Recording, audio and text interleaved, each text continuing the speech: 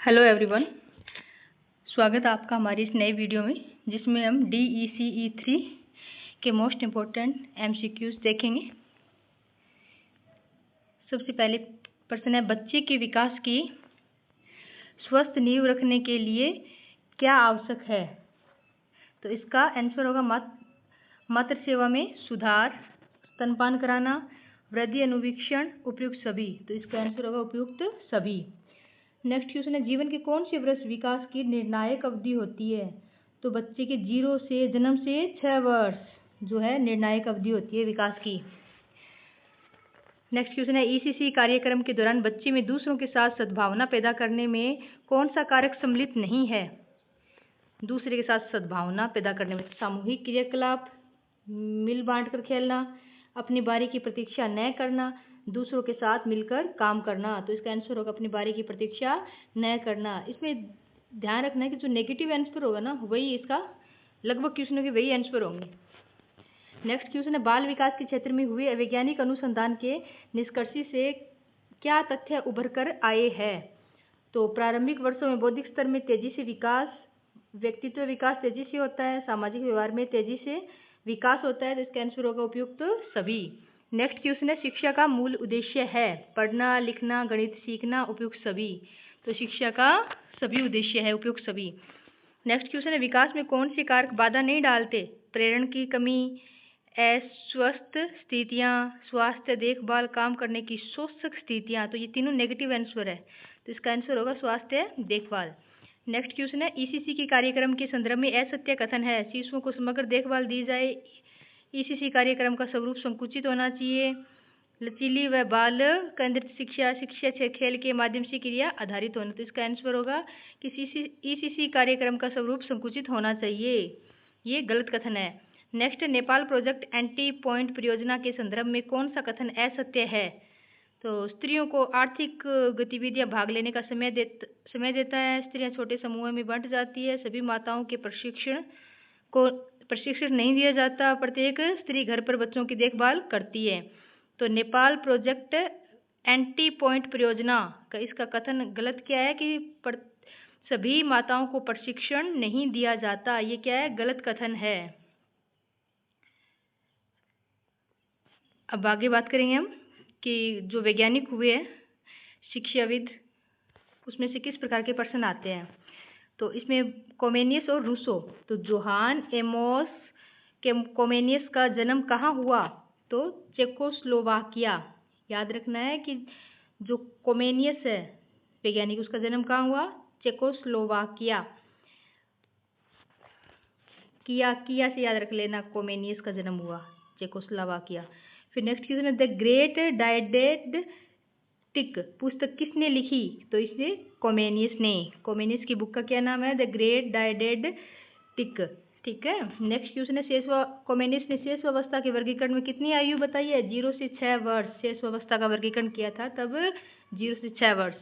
कोमेनियस के अनुसार सीखने के लिए क्या आवश्यक है? घूमने का ज्ञान, खेलने का ज्ञान, प्रत्यक्ष ज्ञान। तो कोमेनियस के अनुसार प्रत्यक्ष ज्ञान सीखने के लिए जरूरी है। जो बच्चा देखकर सीखता है, प्रत्यक्ष रूप से सीखता है, वो किसके अनुसार? कोमेनियस के अनुसार। रूसो का जन्म कहाँ हुआ? स्विट्जरलैंड में। ठीक है, रूसो स्विट्जरलैंड। ऐसे देखना लास्ट में रह आ रहा है तो रह रूसो। रूसो की शिक्षा संबंधी आंदोलन को क्या कहा जाता है? प्रकृतिवाद। इस प्रकार के क्वेश्चन आते हैं कि प्रकृतिवाद, ये अवधारणा किसने दी थी? रूसो ने।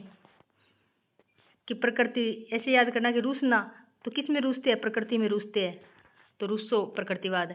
एमिल और सोशल कॉन्ट्रैक्ट पुस्तक किसने लिखी?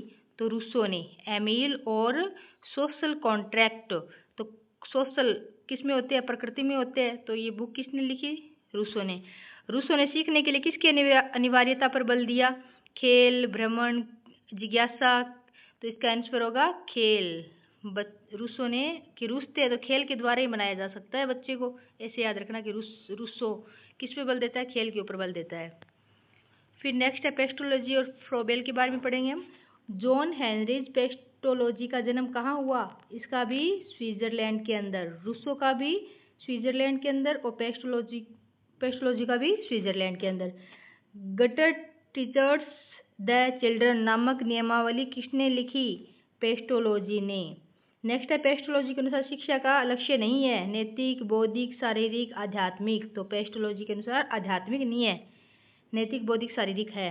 किंडरगार्टन पद्धति के संस्थापक कौन है? फ्रोबेल।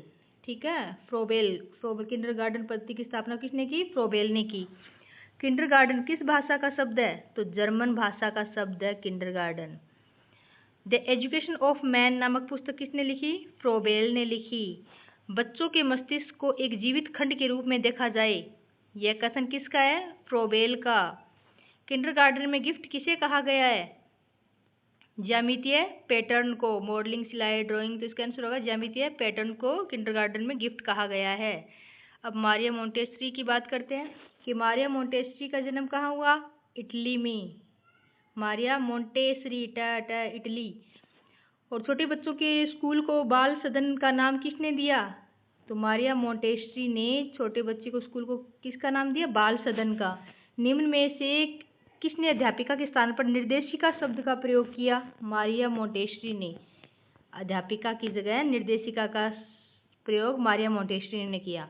मोंटेसरी विधि का केंद्र बिंदु है सामूहिक शिक्षण, भ्रमण, व्यक्तिगत शिक्षण। तो व्यक्तिगत शिक्षण।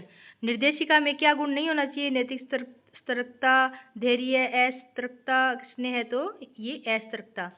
मोंटेसरी की शिक्षा प्रणाली किन सामग्री और उपकरणों पर आधारित है? ज्ञानेंद्रियों के प्रशिक्षण पर, प्रयोगात्मक कौशल सीखने पर, स्कूली जीवन की जरूरतों के अनुकूल ढालने में। तो उपयुक्त सभी। नेक्स्ट क्वेश्चन है किसके अनुसार बच्चों को स्वयं खोज करने और स्वयं संकल्पनाओं को समझने के लिए प्रोत्साहित किया जाता है? तो मारिया मोंटेसरी के अनुसार।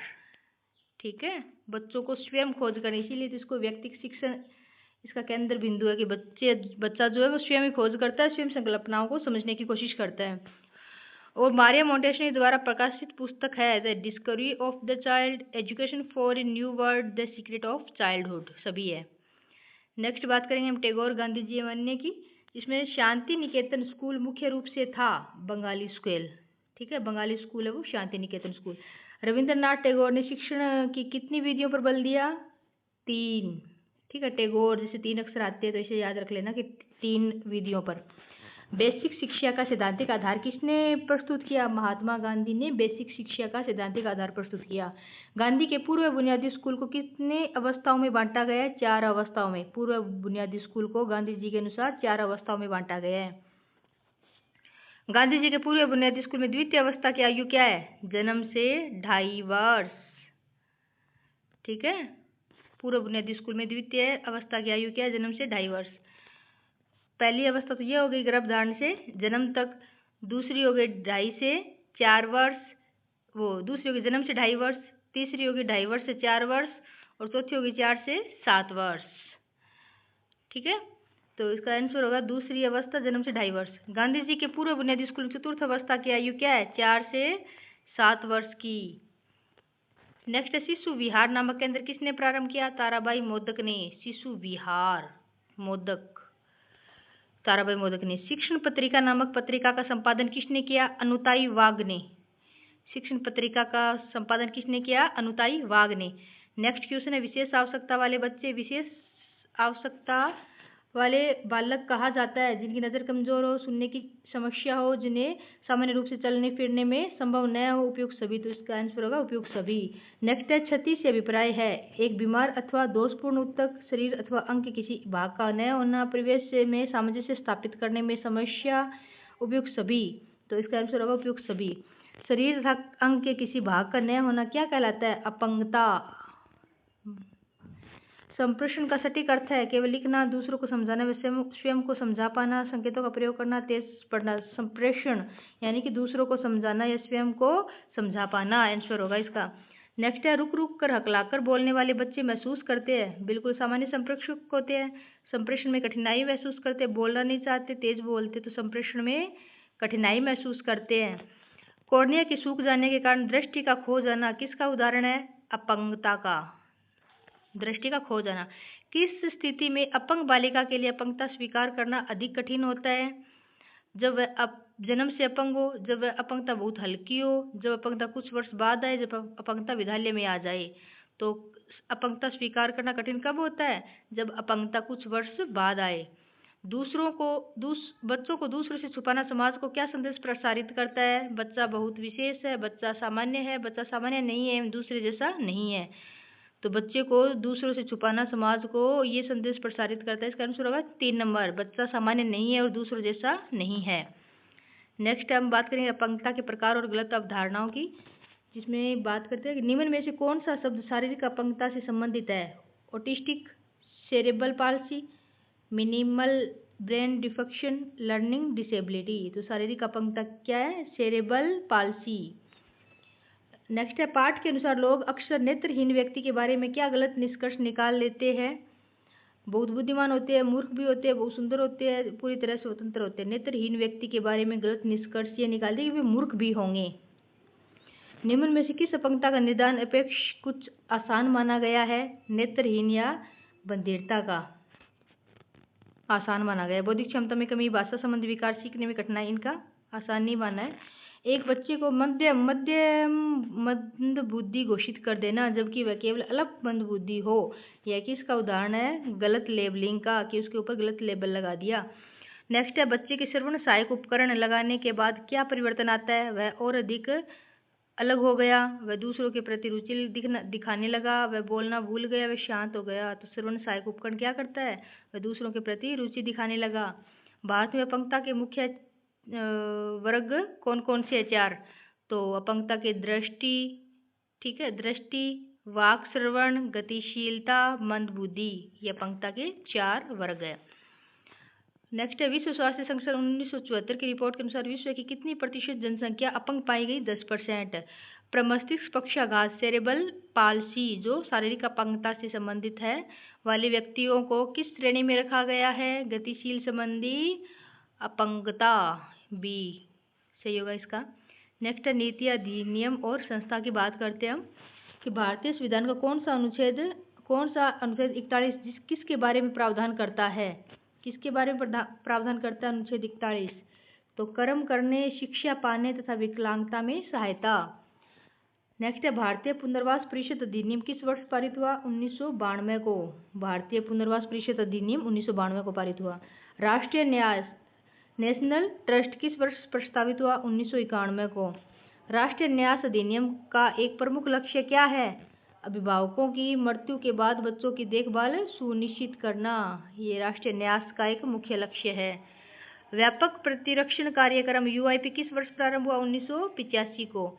भारत में अपंगता के लिए रोजगार आरक्षण कितने प्रतिशत है? 3%।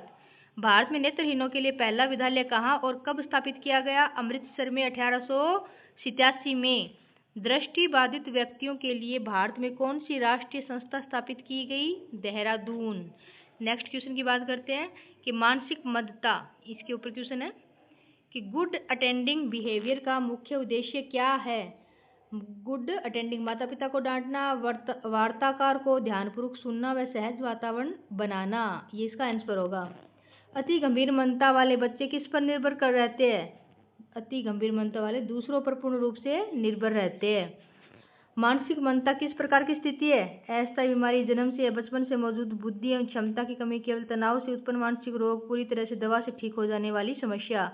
तो इसका आंसर होगा मानसिक मनता, जन्म से या बचपन से मौजूद बुद्धि एवं क्षमता की कमी। नेक्स्ट है जन्म पूर्व अवधि में कौन सा कारक बच्चे के मानसिक विकास को प्रभावित करता है? तो जन्म पूर्व अवधि में माँ का पोषण और स्वास्थ्य बच्चों के मानसिक विकास को प्रभावित करता है। नेक्स्ट है मानसिक मनता का एक प्रमुख अनुवांशिक कारण कौन सा है? तो कुपोषण। कुपोषण है, कोशिका विभाजन की त्रुटि है, संक्रमण है, या माता पिता की आर्थिक स्थिति है। तो अनुवांशिक कारण किसके कारण होगा? कोशिका विभाजन की त्रुटि के कारण। नेक्स्ट है डाउन सिंड्रोम किस कारण से होता है? क्रोमोसोम की संख्या में दोष के कारण। डाउन सिंड्रोम वाले बच्चों में इनमें से कौन सी विशेषता पाई जाती है? लंबा और दुबला शरीर, छोटा सिर और तिरछी आंखें, गहरी आवाज, लंबे हाथ। तो इसका आंसर होगा छोटा सिर और तिरछी आंखें। प्रसव के दौरान अपर्याप्त ऑक्सीजन मिलने का क्या कारण हो सकता है? दंत रोग, दोष, दृष्टि हानि, मस्तिष्क को क्षति, इसका आंसर होगा।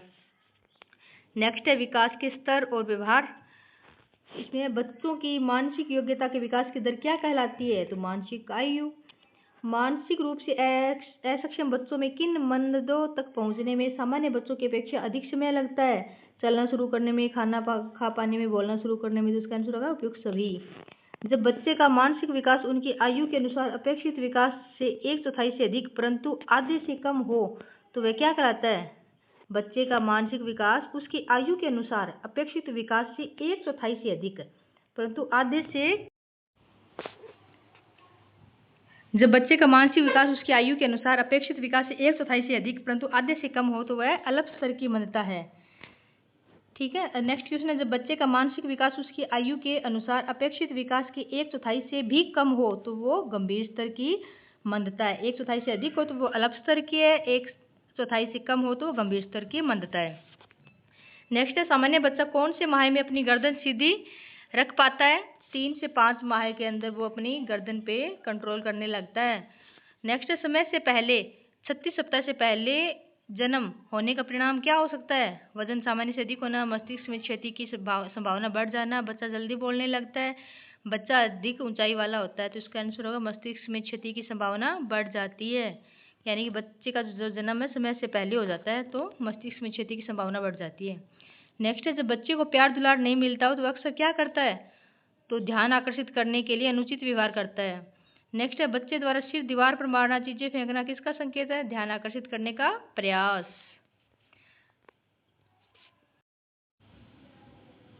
परीक्षा से एक दिन पहले का ब्रह्मास्त्र, तो इसमें संपूर्ण पाठ्यक्रम का हम माइंड मैप समझेंगे कि DEC3 है। इसमें बच्चों की देखभाल एवं शिक्षा की बात की गई है। इसमें ब्लॉक फर्स्ट में ECC और विकास के कार्यक्रम है। ECC है वो 0 से 6 वर्ष के आयु के लिए, और इसमें इसका है उद्देश्य क्या है? समग्र विकास करना बच्चे का। पियाजे के अनुसार संज्ञानात्मक विकास, और वाइगोस्की किसके ऊपर बल देता है? सामाजिक विकास के ऊपर। सेकंड ब्लॉक बाल कल्याण एवं संगठन, इसमें UNICEF, ICDS, WHO, ILO, UNESCO की बात करेंगे। थर्ड है विशिष्ट आवश्यकता वाले बच्चे, जिसमें समावेशी शिक्षा, शीघ्र हस्तक्षेप, शारीरिक मानसिक दृष्टि श्रवणम। फोर्थ है संचार, मौखिक अमौखिक बाधाएं और अप्रभावी रणनीतियां। परीक्षा में अधिकतम प्रश्न सिद्धांतों और संगठनों से सीधे पूछे जाते हैं, तो इस मैप को दिमाग में छाप ले। आगे बात करेंगे हम इसकी। फर्स्ट यूनिट है प्रारंभिक बाल्यावस्था एवं विकास के सिद्धांत। तो ECC का लक्ष्य क्या है? 0 से 6 वर्ष के बच्चों का समग्र विकास। समग्र विकास में क्या क्या आता है? शारीरिक, सामाजिक, भावनात्मक विकास। दृष्टिकोण क्या है? शिक्षा हमेशा बाल केंद्रित होनी चाहिए, खेल आधारित और आनंदमयी होनी चाहिए। जो मैं बोल रही हूँ उसमें टू द पॉइंट क्वेश्चन पूछे जाते हैं, तो आप इसे ध्यान से देखना और समझना।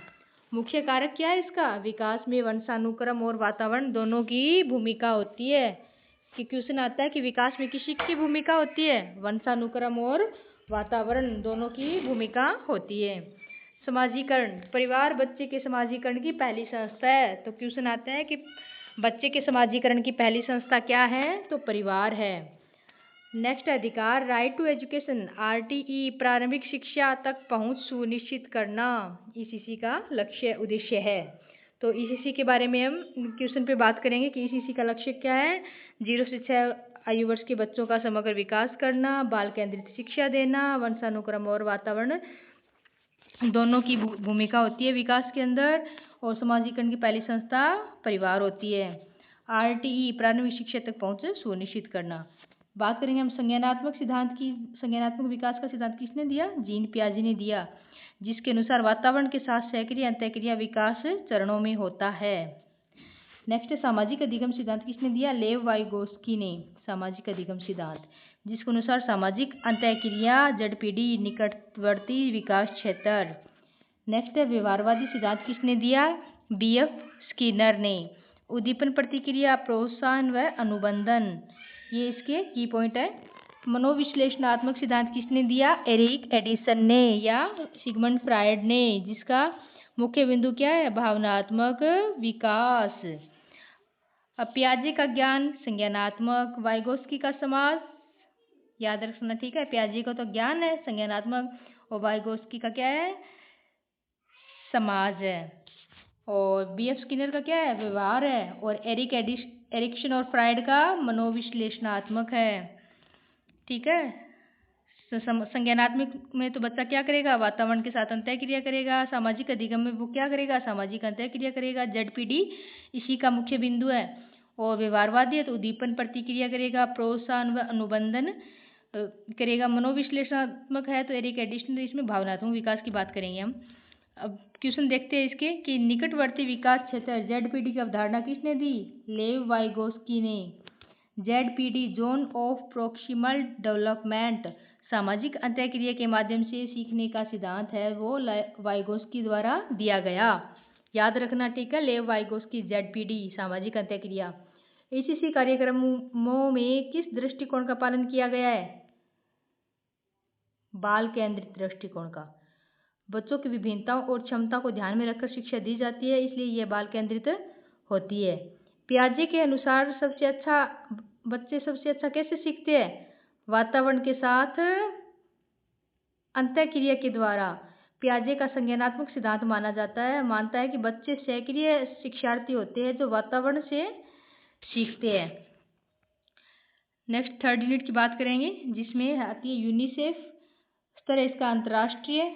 काम किया यूनिसेफ का? बाल संरक्षण, जीवन और विकास। ठीक है, बाल संरक्षण, जीवन और विकास। बाद में बात करें ICDS की। स्तर है इसका राष्ट्रीय। भारत। माध्यम इसका आंगनबाड़ी केंद्र 0 से 6 वर्ष। कार्य इसका अनुपूरक पोषण और स्वास्थ्य है। नेक्स्ट संस्था है WHO, वर्ल्ड हेल्थ ऑर्गेनाइजेशन। मुख्य फोकस है बच्चों का स्वास्थ्य और चिकित्सा। और ILO, मुख्य फोकस है बाल श्रम रोकना और श्रम मानक, चाइल्ड लेबर।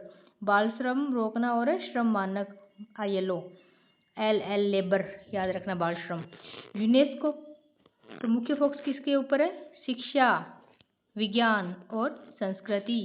बाल भवन, तो मुख्य फोकस है रचनात्मकता एवं मनोरंजन गतिविधियों के ऊपर। याद रखने की ट्रिक है कि हेल्थ की बात हो तो WHO, लेबर श्रम की बात हो तो ILO, और एमरजेनेसिस या सेफ करने की बात हो तो यूनिसेफ। सेफ हो तो यूनिसेफ क्या करता है? बाल संरक्षण, जीवन और विकास। ठीक है, नेक्स्ट बात करेंगे संभावित परीक्षा प्रश्न क्या आते हैं इसमें। भारत में ICDS कार्यक्रम मुख्य रूप से किसके माध्यम से लागू हुआ? आंगनबाड़ी केंद्र के द्वारा। ICDS के तहत 0 से 6 वर्ष के बच्चों और माताओं को अनुपूरक पोषण आंगनबाड़ी के माध्यम से दिया जाता है। नेक्स्ट है कौन सा संगठन बाल श्रम से संबंधित मुद्दों पर कार्य करता है? बाल श्रम ILO, अंतर्राष्ट्रीय श्रम संगठन। ILO का मुख्य उद्देश्य दुनिया भर में श्रम मानकों को तय करना और बाल श्रम को रोकना है। नेक्स्ट है बाल भवन मुख्य रूप से किसके लिए होता है? औपचारिक शिक्षा, चिकित्सा शिक्षा, व्यावसायिक शिक्षा। तो इसका आंसर होगा रचनात्मक एवं मनोरंजन गतिविधियों के लिए बाल भवन। कि बालकों का भवन किसके लिए होता है? रचनात्मक कार्यों करने के लिए और मनोरंजन गतिविधियां करने के लिए। तो बाल भवन बच्चों को स्कूल के बाद रचनात्मकता गतिविधियों के लिए सुरक्षित स्थान प्रदान करता है। नेक्स्ट है विशिष्ट बच्चों को समझना। समावेशी शिक्षा, सभी बच्चों सामान्य और विशिष्ट को एक साथ एक ही कक्षा में समान अवसर देकर सिखा देना। ये नहीं कि जो बच्चे कमजोर है, जो विशिष्ट है, उनको अलग अलग कमरों में बिठाकर शिक्षा देना। यानी कि समावेशी शिक्षा, सभी को एक साथ समावेश करके एक साथ बिठाकर समान अवसर देकर शिक्षा प्रदान करना। तो इसमें विशिष्ट बालकों की श्रेणी में आते हैं मंदबुद्धि। मंदबुद्धि कौन से होते हैं? बौद्धिक कार्य क्षमता औसत से काफ़ी कम, जिसका IQ जो है 70 से कम हो, वो तो हल्की मंदबुद्धि होती है। ठीक है, शिक्षण विधि चरण दर चरण और पुनरावृत्ति आधारित शिक्षा। यानी कि मंदबुद्धि जो बालक है उसको हम स्टेप बाय स्टेप सब कुछ सिखाएंगे और कोई भी शब्द है उसका रिपीटिशन, पुनरावृत्ति करेंगे, उसे बार बार दोहराएंगे तो बच्चे को ज़्यादा याद होगा। थेरेपी क्या है? दैनिक जीवन कौशल सुधारने के लिए व्यावसायिक थेरेपी दी जाती है। नेक्स्ट है शारीरिक विकलांगता, कारण क्या है? जन्मजात संक्रमण या दुर्घटनाएं। सहायक उपकरण व्हीलचेयर, बैसाखियाँ। थेरेपी है गतिशीलता और शक्ति सुधारने के लिए फिजियोथेरेपी। शिक्षक की भूमिका है अनुकूलित शिक्षण विधियां प्रदान करना। पॉइंट ऑफ व्यू, शीघ्र हस्तक्षेप अत्यंत आवश्यक है क्योंकि ये विकलांगता के प्रभाव को कम करता है और बच्चे की क्षमता को अधिकतम करता है। नेक्स्ट है विशिष्ट बच्चों को समझना। व्यवहार संबंधी समस्याएं कौन कौन सी होती है? आक्रामकता, अतिसक्रियता, हाइपर एक्टिविटी, ADHD। तो इसमें रणनीति क्या होगी इसकी? सकारात्मक प्रोत्साहन देंगे बच्चों को और संरचित दिनचर्या और टोकन इकोनॉमी। दृष्टि दोष, दृष्टि का आंशिक या पूर्ण नुकसान। तो इसमें उपकरण कौन से होंगे? ब्रेल लिपि, स्पर्शात्मक सामग्री, उठे हुए मानचित्र, ऑडियो पुस्तक, गतिशीलता प्रशिक्षण। जो आंखों से दिखाई नहीं दे रहा है उसके लिए ब्रेल लिपि काम में लेंगे और बच्चा क्या करेगा, हाथ जो उठे हुए मानचित्र या उठे हुए जो शब्द है तो ऐसे अंगुली फेर के या फिर स्पर्श करके उसको पढ़ लेगा, ऑडियो पुस्तक वो सुनकर समझ लेगा। अब है श्रवण दोष, अर्थ सुनने की आंशिक या पूर्ण कमी, तो उसके उपकरण क्या है, श्रवण उपकरण और साइन लैंग्वेज, साइन लैंग्वेज, दृश्य मैनुअल, तकनीक और भाषण चिकित्सा। माता पिता का सहयोग परामर्श तनाव कम करता है, स्पोर्ट्स ग्रुप अनुभव साझा करने में मदद करता है। नेक्स्ट हम बात करेंगे समावेशी शिक्षा और विशिष्ट बच्चे के एमसीक्यू के बारे में कि समावेशी शिक्षा का सटीक अर्थ क्या है। सभी बच्चों को साथ साथ शिक्षा देना। समावेशी शिक्षा सामान्य अवसर को बढ़ावा देती है, किसी भी बच्चे को अलग थलग नहीं किया जाता। ब्रेल लिपि का उपयोग किसके लिए किया जाता है, ब्रेल लिपि दृष्टिहीन बच्चों को पढ़ाने और लिखाने सिखाने के लिए। ब्रेल एक स्पर्शात्मक लिपि है जिसमें उठे हुए बिंदु होते हैं जिन्हें बच्चे छूकर पढ़ते हैं। नेक्स्ट क्वेश्चन है अति सक्रिय हाइपर एक्टिव बच्चों को क्या आवश्यकता होती है, संरचित दिनचर्या की और शारीरिक गतिविधियों की। ऊर्जा को सही दिशा में देने के लिए एक फिक्स्ड रूटीन और फिजिकल एक्टिविटी सबसे कारगर होती है। ठीक है, नेक्स्ट हम बात करेंगे संचार की संकल्पना। प्रेषक सेंडर विचार या भावनाओं को साझा करता है। जैसे दो जने बात कर रहे हैं तो एक जना जो बोल रहा है तो वो तो हो गया प्रेषक, अपनी बात दूसरे तक पहुंचा रहा है।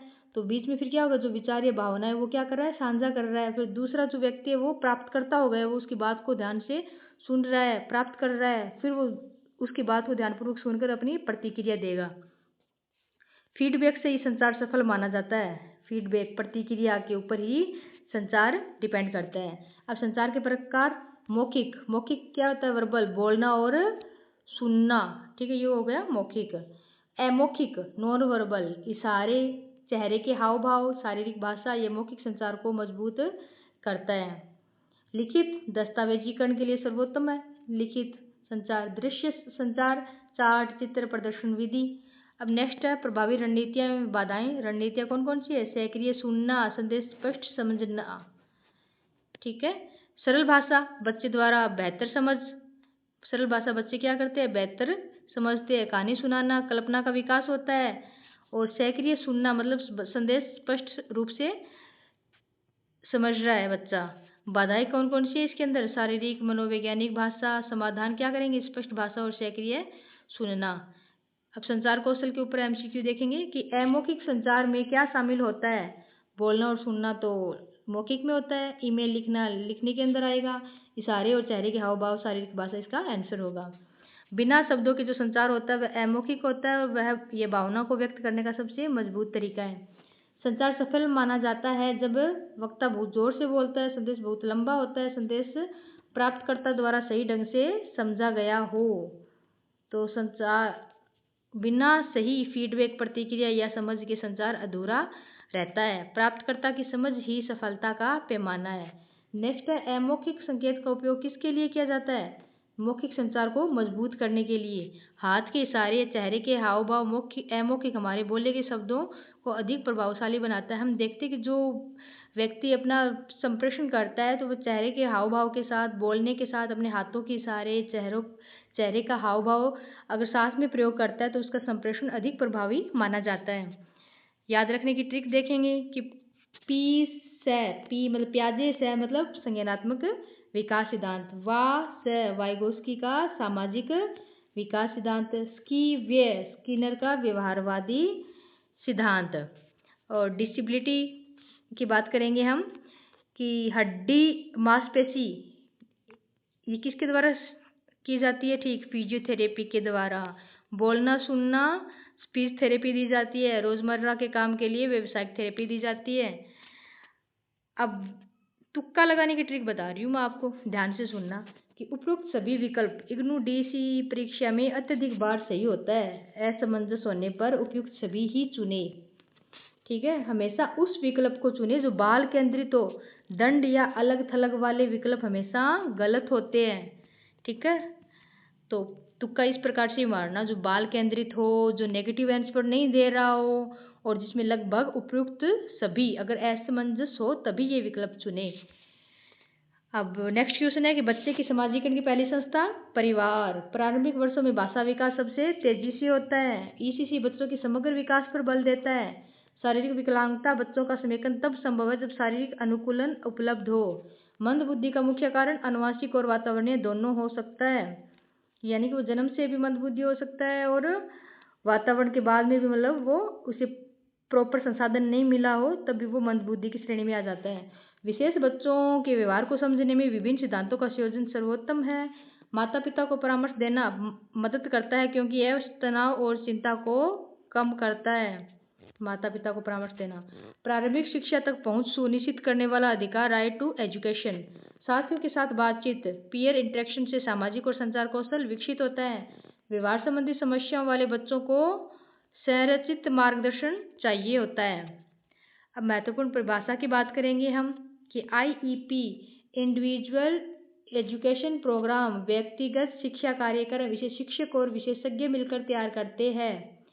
इंडिविजुअलाइज्ड एजुकेशन प्रोग्राम व्यक्तिगत शिक्षा कार्यक्रम है और शिक्षक और विशेषज्ञ मिलकर तैयार करते हैं। ZPD zone of proximal development निकटवर्ती विकास क्षेत्र वाइगोस्की का, जहां बच्चा मदद से सीखता है, दूसरे की मदद लेकर बच्चा जल्दी सीख जाता है।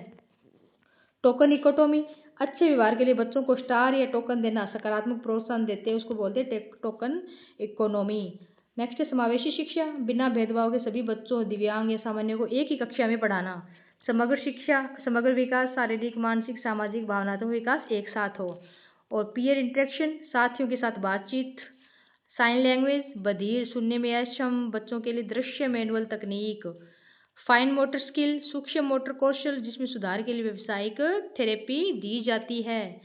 नेक्स्ट हम बात करेंगे, फास्ट रिवीजन करेंगे कि फंडामेंटल एंड थ्योरीज ECC 0 से 6 वर्ष, चाइल्ड सेंटर्ड बाल केंद्रिक है, प्ले बेस्ड खेल आधारित है, ग्रोथ है वो जीन और वातावरण दोनों के ऊपर डिपेंड करती है। प्याजे है वो कोग्निटिव संज्ञानात्मक एक्टिव और लर्निंग सक्रिय अधिगम के ऊपर बल देता है। वाइगोस्की सोशल इंटरेक्शन सामाजिक अंतःक्रिया और ZPD के ऊपर बल देता है। स्किनर वो बिहेवियरिस्ट व्यवहारवादी और एनफोर्समेंट के ऊपर बल देता है। नेक्स्ट है RTE right to education, first agency कौन सी है, फैमिली। अब स्पेशल नीड एंड थेरेपीज की बात करेंगे, इंक्लूसिव ED है, ऑल टुगेदर नो आइसोलेशन, समावेशी शिक्षा की बात कर रहे हैं कि ऑल टुगेदर सभी को एक साथ लेके। मेंटल यानी कि जिसकी IQ है वो मानसिक वो 70 से कम है तो उसको स्टेप बाय स्टेप हम सिखाएंगे, कोई भी शब्द है उसको दोहराएंगे। फिजिकल के अंदर क्या आती है, physiotherapy, occupational, daily skill. Visual के अंदर क्या आता है, ब्रेल, टच के द्वारा, टेक्टाइल मैप्स, टेक्टाइल जो उभरे हुए मैप होते हैं उसका प्रयोग करेंगे। हियरिंग, सुनने के अंदर क्या करेंगे, साइन लैंग्वेज, स्पीच थेरेपी देंगे। बिहेवियर क्या करेंगे, हाइपर एक्टिव जो बच्चा है उसको टोकन्स रूटीन एक्टिविटी करवाएंगे। नेक्स्ट है ऑर्गेनाइजेशन की बात करते हैं, ये मैं आपको जल्दी जल्दी रिवीजन करवा रही हूँ, जो ऊपर हमने पढ़ा है उसका सारांश रूप है। यूनिसेफ है तो इसका क्या काम है, इमरजेंसी और इंटरनेशनल संस्था है, इमरजेंसी प्रोटेक्शन का कार्य करती है। ICDS है, आंगनबाड़ी इसका मुख्य केंद्र है 0 से 6 वर्ष आयु के लिए और पोषण आधारित पोषण इसके ऊपर डिपेंड करता है। WHO हेल्थ के लिए, ILO चाइल्ड लेबर के लिए, यूनेस्को एजुकेशन एंड कल्चर के लिए, बाल भवन क्रिएटिव एंड रिक्रिएशन के लिए। नेक्स्ट है communication and parent support, communication के अंदर सेंडर जो मैसेज भेजेगा, फिर रिसीवर उसको ग्रहण करेगा, फिर प्रतिक्रिया देगा। नॉन वर्बल के अंदर गेस्चर्स एंड एक्सप्रेशन, हाव भाव। बैरियर क्या होता है, फिजिकल, लैंग्वेज, एक्टिव लिसनिंग। और पेरेंट रोल क्या होता है, काउंसलिंग, सपोर्ट ग्रुप। इस प्रकार से इसमें हमने जल्दी जल्दी रिवीजन किया है। उम्मीद है कि आपको ये सब पसंद आया होगा, और अगर आपको वीडियो पसंद आया हो तो इसको लाइक, शेयर और सब्सक्राइब जरूर कीजिएगा। मैं एक ही वीडियो में आपको सब कुछ प्रोवाइड करवा रही हूँ, तो आप जल्दी से जल्दी इसे सभी बच्चों को शेयर कीजिएगा और लाइक और शेयर ज़रूर करना और कमेंट भी ज़रूर करना कि वीडियो आपको कैसा लगा। अब बात करेंगे प्रारंभिक बाल्यावस्था देखभाल और शिक्षा। तो इसमें ECC का पूर्ण रूप अभी हमने देखा कि early childhood care and education, प्रारंभिक बाल्यावस्था देखभाल और शिक्षा, यह प्रारंभिक शिक्षा का आधार होता है। मुख्य लक्ष्य क्या है ECC का, बच्चे का सर्वांगीण विकास, इसमें शारीरिक, मानसिक, सामाजिक विकास शामिल है। राष्ट्रीय नीतियाँ कौन कौन सी, NEP 2020 के तहत ECC की आयु सीमा 3 से 8 वर्ष निर्धारित की गई है। नॉर्मल तो ECC कैसे देखते हैं 0 से 6, लेकिन NEP 2020 के अनुसार 3 से 8 निर्धारित की गई है। इसके पाठ्यक्रम का आधार NCF नेशनल करिकुलम फ्रेमवर्क है। नेक्स्ट हम बात करेंगे 0 से 6 सबसे अधिक विकास की अवधि। यानी कि 0 से 28 दिन का बच्चा नवजात शिशु नियोनेटल स्टेज होती है। इस अवस्था में बच्चा सबसे पहले सिर नियंत्रण सीखता है। 6 माह का बच्चा बिना सहारे के बैठना शुरू कर देता है। 12 माह का बच्चा अपने पैरों पर चलना शुरू कर देता है। 3 से 6 वर्ष का बच्चा प्री स्कूल शिक्षा की आयु होती है। इसका मुख्य उद्देश्य विद्यालय की तैयारी है 3 से 6 वर्ष की आयु की। अब बात करेंगे विकास किस प्रकार होता है। एक तो होता है सिर से पैर की ओर, जिसे हम बोलते हैं सिफेलोकोडल।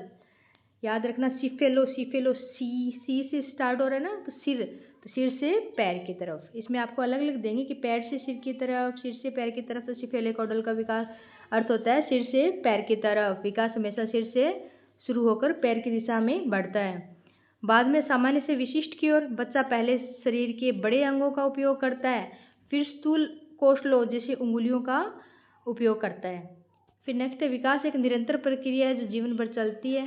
नेक्स्ट है विकास और वृद्धि दोनों अलग अलग अवधारणाएं है। विकास बहुआयामी है। विकास को क्या है हम देख नहीं सकते। गुणात्मक वृद्धि होती है इसमें, और गुणात्मक और मात्रात्मक दोनों होती है। और वृद्धि के अंदर सिर्फ मात्रात्मक वृद्धि होती है, जैसे हाइट, वजन में बढ़ना ये सब। अब सर्वांगीण विकास की बात करेंगे हम कि सर्वांगीण विकास क्या होता है। वंशानुक्रम, बच्चे को जन्म से मिलने वाले गुण और क्षमताएं। वातावरण, बच्चे के आसपास की दुनिया। तो सर्वांगीण विकास सुरक्षित वातावरण ये सीखने का सर्वोत्तम और प्राथमिक आधार है। प्रथम सामाजिक समूह है। परिवार बच्चे के सामाजिक और भावनात्मक विकास की नींव रखता है और बच्चे की प्रथम शिक्षिका माता होती है। नेक्स्ट हम विचारक की बात करेंगे कि जीन पियाजे है, उसका सिद्धांत कौन सा। संज्ञानात्मक विकास सिद्धांत। इसके 4 चरण हैं, ठीक है। संवेदी क्रियात्मक अवस्था, मूर्त और औपचारिक और अमूर्त, ठीक है। लेव वाइगोत्स्की का सिद्धांत सामाजिक सांस्कृतिक सिद्धांत है और भाषा और सामाजिक संपर्क से अधिगम होता है।